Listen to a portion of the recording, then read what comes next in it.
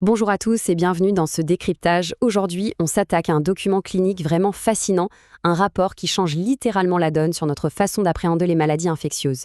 Oubliez en instant l'image classique du manuel médical un peu froid, rempli de prescriptions austères. Parce que ce qu'on a ici, à travers l'étude de 40 cas cliniques de terrain, c'est une histoire ultra dynamique, c'est une véritable succession de triomphes humains, d'innovations technologiques de pointe, mais aussi de défis constants pour les soignants. La médecine a fait un bond géant et croyez-moi, les données qu'on va explorer aujourd'hui en sont la preuve absolue. Il y a une phrase dans l'introduction de ce recueil qui résume ça à la perfection. Je cite, « La compréhension d'une pathologie ne se limite pas au manuel. Elle s'affine au contact direct des réalités humaines et des parcours de vie. » Et c'est tellement vrai. Pour vraiment saisir l'importance des données cliniques, on se doit de regarder les vraies vies qui se cachent derrière. Chaque patient, avec son histoire, son âge ou son lieu de vie, représente une facette unique de cette épidémie. Les bouquins, c'est génial pour la théorie, mais c'est vraiment sur le terrain que la science se confronte à la réalité humaine. Allez, on entre dans le vif du sujet avec notre première grande thématique, l'urgence de la découverte, et on va illustrer ça avec le cas de Monsieur Jean-Claude M. On plonge directement dans le tout premier parcours typique de ce rapport. C'est le cas classique de la découverte très tardive, en situation de crise absolue. Jean-Claude, c'est un chauffeur de taxi de 42 ans qui vit à Kinshasa. Chez lui, la maladie s'est déclarée d'un seul coup, de façon brutale. Ça nous rappelle que oui, même avec tout ce qu'on sait sur le dépistage aujourd'hui, le virus frappe encore parfois sans prévenir. Et le chiffre 32 est particulièrement choquant. Il faut savoir que chez quelqu'un en pleine santé, le taux de lymphocytes CD4, vous savez, les chefs d'orchestre de notre système immunitaire, eh bien ça se compte en centaines, voire en milliers. Donc tomber à 32 cellules par millimètre cube, c'est littéralement l'effondrement total de l'immunité. C'est le stade SIDA. Pour Jean-Claude, ça s'est traduit par une détresse respiratoire très sévère, une toux qui ne passait pas, et surtout un danger de mort imminent. Face à une telle urgence, la logique des médecins, c'est une vraie course contre la montre. Et le truc contre-intuitif, c'est qu'on ne s'attaque pas tout de suite au virus en lui-même. La priorité numéro 1, sauver les poumons. Donc, l'équipe médicale diagnostique d'abord une pneumocystose. Ensuite, on attaque le problème avec de très grosses doses d'antibiotiques et des corticoïdes, histoire de stopper l'inflammation qui menace sa vie. Et ce n'est qu'au 15e jour, une fois que Jean-Claude est enfin stabilisé, qu'on lance la fameuse trithérapie antivirale. C'est une stratégie clinique extrêmement précise et c'est exactement ce qui l'a sauvé. Ce qui nous amène à la deuxième grande partie de notre analyse, le succès des traitements, ou comment on est passé d'une énorme contrainte médicale à une vraie liberté. Une fois que la survie est assurée, la médecine moderne vise encore plus haut.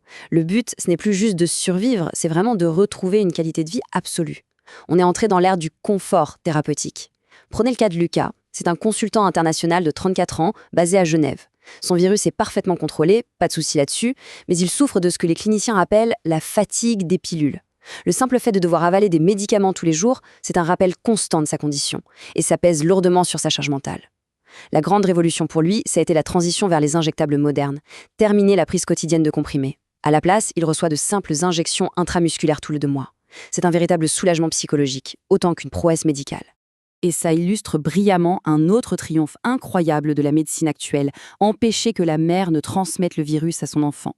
Regardez la chronologie de Rose, une jeune femme de 26 ans au Cameroun. Tout commence à la semaine 14, lors d'un banal examen prénatal de routine où elle est dépistée. Le traitement ARV est lancé immédiatement. Et les résultats sont implacables. À la semaine 40, elle accouche par voie naturelle avec une charge virale maternelle totalement indétectable. À 46 semaines, le premier test PCR du nouveau-né revient négatif. Et la victoire finale, c'est au 6e mois, avec un test définitif qui confirme que le bébé est en parfaite santé, sans la moindre trace du virus. Le cycle de l'infection est complètement brisé. Mais attention, il ne faut pas se réjouir trop vite. Passons à notre troisième axe, le défi des co-infections. Des menaces qui sont à la fois multiples et superposées. Parce que oui, malgré ces immenses victoires, la réalité des hôpitaux reste un énorme casse-tête. Les médecins affrontent très rarement le VIH tout seuls. Il faut souvent jongler avec toute une série d'infections qui viennent se greffer par-dessus. On parle de tuberculose, parfois même avec des souches multirésistantes. Il y a les hépatites virales chroniques comme le VHB ou le VHC, sans oublier des infections sexuellement transmissibles sévères comme la syphilis ou encore le redoutable papillomavirus humain et les risques de cancer qui l'accompagnent.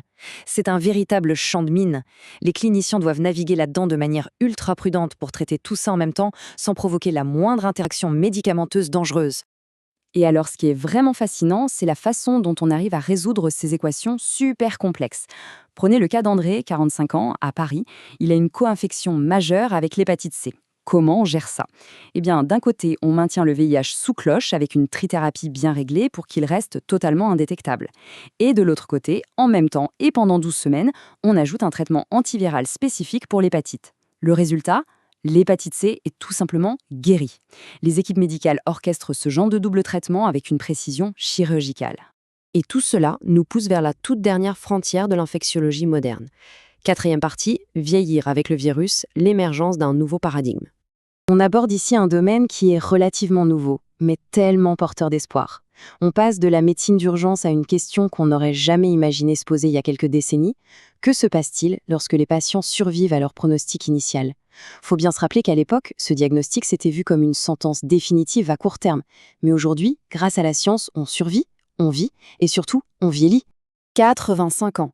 C'est l'âge incroyable de Madame Yvonne, qui est suivie à l'hôpital de la Pitié-Salpêtrière. Pour la petite histoire, elle a été infectée par transfusion, tenez-vous bien, en 1985. Elle est l'exemple parfait de ce qu'on appelle les survivants à long terme. C'est littéralement l'incarnation du succès scientifique. Évidemment, pour des patients vieillissants comme Yvonne, la médecine doit complètement s'adapter. On ne va plus saturer l'organisme d'antiviraux agressifs.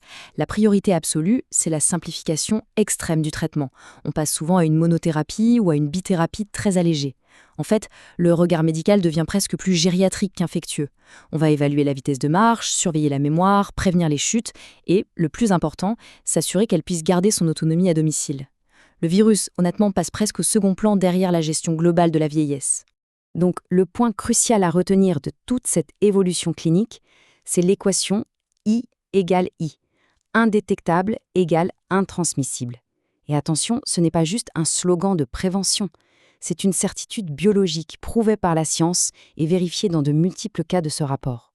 En clair, quand un traitement rend le virus indétectable dans le sang, la transmission devient purement et simplement impossible à un partenaire sexuel.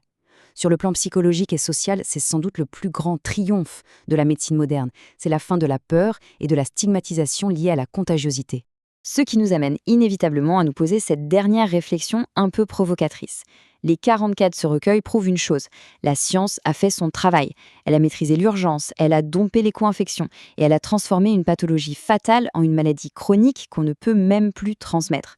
Alors la question se pose, comment notre regard collectif, comment la société tout entière doit-elle évoluer face à cette nouvelle réalité scientifique si éclatante?